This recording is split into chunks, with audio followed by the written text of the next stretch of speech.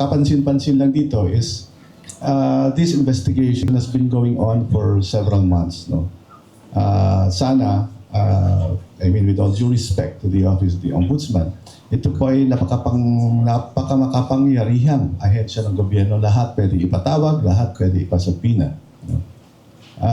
But lumalabas, wala man lang forensic evidence or object documentary evidence linking the former speaker. Only oral evidence or oral testimony na alam naman natin ito yung pinaka unreliable. That's why we have laws on perjury, libel, etc. Kasi nga, these things are easily manufactured.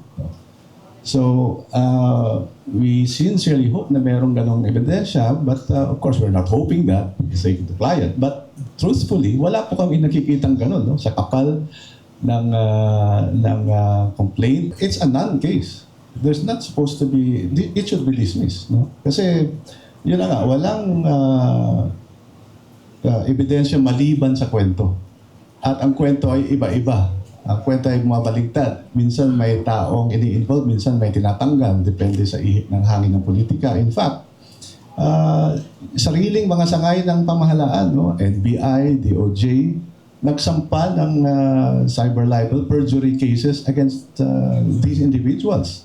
Meaning to say that these agencies found their statements libelous, no? At paninira ng puri, walang basihan sa katotohanan. Bakit ngayon yung isang ahensya kung saan pending itong mga investigasyon against Congressman Romualdez will find it, will resolve it differently? Di po ba?